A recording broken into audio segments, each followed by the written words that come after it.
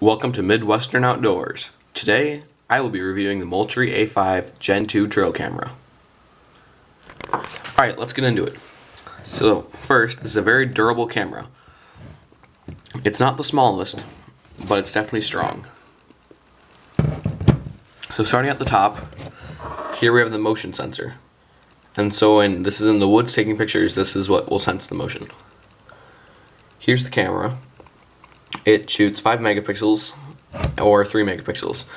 I personally prefer 5, but really you can go either way. 3 megapixels takes less battery, so it'll shoot a lot more that way. It has 12 infrared LEDs, meaning it shoots very nice nighttime photos. I'll probably insert a few in the description. Here for attachment, it has 2 slots where you can then take a strap. It comes with this one, which is a few feet long. It has nice teeth on it so it stays well secured. But you insert your strap through here, and you can bring it around the back and through here. Then onto the back, here we have 3 of these knobs. And these knobs are to keep it off the tree. And that way also if you need to prop it up without using a mount, you can use these to put like sticks behind. Over here, it has a spot for a cable lock. So you can thread your cable through here and over here if you're hunting on public land or private land, but you don't want your camera being taken by anyone else hunting that same land. Then moving on to over here, here's another lock, and this is for the actual latch, and this is what I like to use because the cable I have doesn't actually work with the cable slot, do the ends of it, and so I just wrap it around the trees and put the lock through here, and that works quite nicely. Then down here there are these 2 hooks, which if any of you guys know, go ahead and tell me in the description what they're for. I haven't been able to figure it out. I haven't seen anything logical for them. But then moving to the bottom,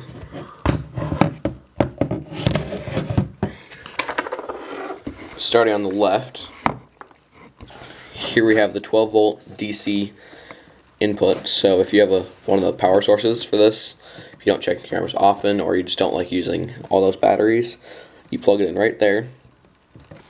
And I personally don't use that. I go with the AA batteries, which it takes 8 of. But if you want to use one of those, it's compatible. Moving over, we have the 1/4 inch hole for a mount. Like I said, it's 1/4 inch, 1/4 actually, so fits most mounts. I use the strap and the mount. Here's the mount I have that I've made. This one's actually an older one that's kind of rusty, so it doesn't look the best because my good one's actually in the woods with my second camera because they're so good that I bought 2. But yeah, tell me in the comments if you would like me to make a video on how I make these mounts and just kind of an overview of them. Alright, then moving over here, then we have the USB output. So if you would like to do it that way, there's a micro USB slot there, which micro USB, if you don't know, is the same kind of USB that is used on Samsung phones or like Android phones commonly. But yeah. Alright, so there are those hooks again from the bottom, which go ahead and tell me if you know what they are. I sure don't. So moving back up, I'm going to open up the hatch quick and I'll show you inside. Alright, so here's the inside of the camera. On this side it has instructions to get it started, and then it also has your serial number and model number so that you can register it for warranty. So there's instructions and then there's a troubleshooting part. And moving back over, I'm actually on this piece, you'll maybe see right there, there's a seal, a rubber seal, so this is waterproof and weatherproof, so it's just fine to leave in the woods for quite a while. So it has a nice little screen here, and then for controls it's super basic. So we have off, setup, which then you can go through the setup, which consists of the time, what else is it?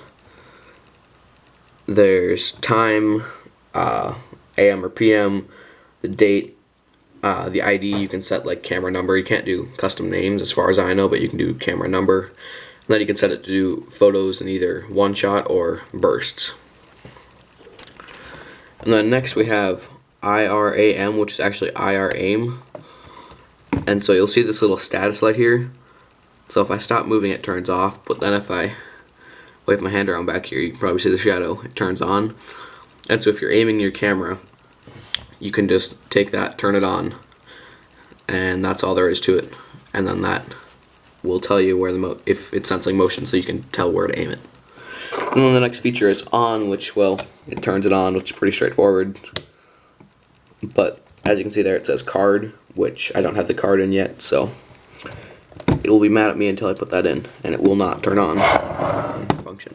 Now, reset those switches. The next one is delay time. So there's, let's see if I can get in there, 10 seconds, 30 seconds, 1 minute, and 5 minutes. Depending on how many pictures I want and what I want pictures of, I'll change the delay around, but I usually keep it on 10 seconds. But there are settings for how you want to do that. Next is the picture. So you can shoot high quality pictures, which, like I said, are 5 megapixels. Low quality pictures, which are 3 megapixels, I think. Or video, which I believe is also 5 megapixels. Then over here it has a little control up, down, and enter for when you're working over here on the LCD to set up.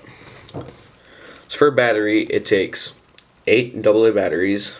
So I'm using Rayovac, and yeah, I mean, these work. Doesn't really matter what kind you use, I just use any old battery. And then for storage, over here there's a slot for SD card. So on this particular camera, I've been using this 4 gig card, but then on my other camera, I've been using a 16 gig card like this one. And I mean, 4 gig works. You're not going to be able to get as many pictures on, but I mean, you'll still be able to get pictures. 16 costs a tiny bit more, but not much. I mean, I got this camera on Amazon for $50, link in the description. But then I got the SD card with it for maybe $5 or so it's not too bad. So I'd prefer the 16. I'd recommend the 16 because it'll last a little longer, but really it's up to you. And so then to seal the camera back up, all you do is you shut this, and then you take this little latch over here, you set it on, and then, kind of hard to do with one hand, sorry. Set the latch on and then just snap down and open it. You pull it up and open.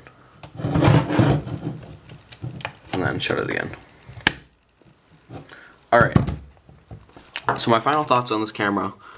Overall, really positive. So it has a trigger speed of around a second, which I mean isn't great if you're trying to get animals on the move.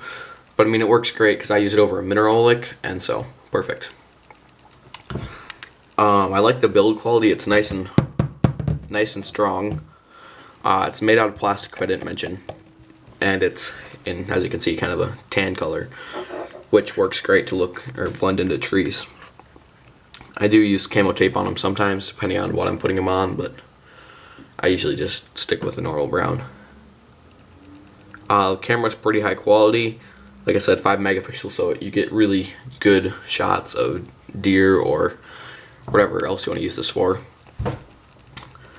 Battery's a little excessive, I think, but I think that's pretty standard among cameras to have 8, and that has lasted me 3, 4, 5 months, depending on how much I use it and where I use it and climate. I mean, I'm Midwestern outdoors, so up here in Minnesota, it'll get to negative 20 or 30 on a regular basis this winter, so if I still run cameras, I'll have to replace the batteries every maybe 2 months, but it has pretty good battery life. Yeah, so overall I really like this camera. Like I said earlier, I ended up buying 2 of them because I liked it so much. I'll try and insert some photos from the camera. But yeah, overall this is just a really great trail camera. Again, it's the Moultrie A5 Gen 2 trail camera. Link in the description for where you can buy it. Remember to leave a like, comment, and share this video to all your friends.